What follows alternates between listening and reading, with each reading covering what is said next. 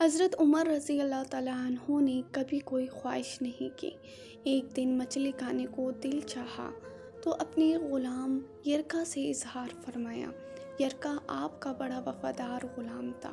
ایک دن آپ نے فرمایا، یرکا آج مچھلی کھانے کو دل کرتا ہے، لیکن مسئلہ یہ ہے 8 میل دور جانا پڑے گا دریا کے پاس مچھلی لینے، اور 8 میل واپس آنا پڑے گا مچھلی لے کے۔ پھر آپ نے فرمایا، رہنے دو، کھاتے ہی نہیں۔ ایک چھوٹی سی خواہش کے لیے اپنے آپ کو اتنی مشقت میں ڈالنا اچھا نہیں لگتا کہ 8 میل جانا اور 8 میل واپس آنا صرف میری خواہش کے لیے۔ چھوڑ یرکا، اگر قریب سے ملتی تو اور بات تھی۔ غلام کہتا ہے، میں کئی سالوں سے آپ کا خادم تھا، لیکن کبھی آپ نے کوئی خواہش کی ہی نہیں تھی۔ پھر آج جب خواہش کی تو میں نے دل میں خیال کیا کہ حضرت عمر فاروق نے پہلی مرتبہ خواہش کی ہے اور میں پورا نہ کروں، ایسا کیسے ہو سکتا ہے؟ غلام کہتا ہے، جناب عمر رضی اللہ تعالیٰ عنہ ظہر کی نماز پڑھنے گئے تو مجھے معلوم تھا ان کے پاس کچھ مہمان آئے ہوئے ہیں، عصر ان کی وہیں ہو جائے گی۔ غلام کہتا ہے، میں نے حضرت عمر رضی اللہ تعالیٰ عنہ کے پیچھے نماز پڑھی اور 2 رکعت سنت نماز پڑھ کے میں گھوڑے پر بیٹھا۔ عربی نسل کا گھوڑا تھا، دوڑا کر میں دریا پر پہنچ گیا۔ عربی نسل کے گھوڑے کو 8 میل کیا کہتے ہیں؟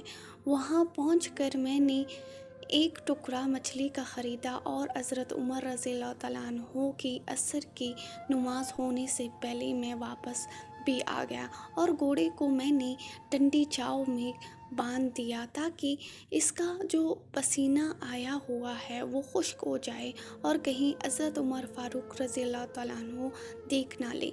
پھر میں نے جلدی سے گھوڑے کو کنویں پر لے گیا اور اسے جلدی سے غسل کروایا اور اسے لا کر چھاؤں میں باندھ دیا۔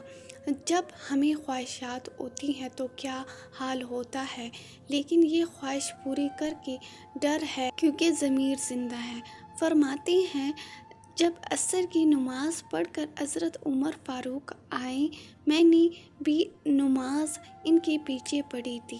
گھر آئے تو میں نے کہا، حضور، اللہ نے آپ کی خواہش پوری کر دی ہے، مچھلی کا بندوبست ہو گیا ہے اور بس تھوڑی دیر میں مچھلی پک کے پیش کرتا ہوں۔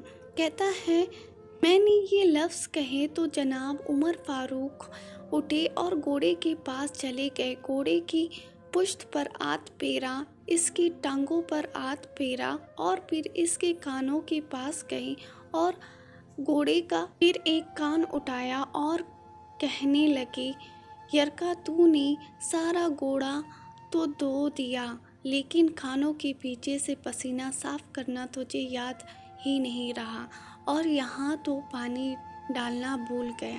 حضرت عمر رضی اللہ تعالیٰ عنہ گھٹنوں کے بل زمین پر بیٹھ گئے اور کہنے لگے، آؤ یار یرکا، ادھر آ، تیری وفا میں مجھے کوئی شک نہیں ہے اور میں کوئی زیادہ نیک آدمی بھی نہیں ہوں، کوئی پرہیزگار بھی نہیں ہوں، میں تو دعائیں مانگتا ہوں، اے اللہ میری نیکیاں اور برائیاں برابر کر کے مجھے معاف فرما دے۔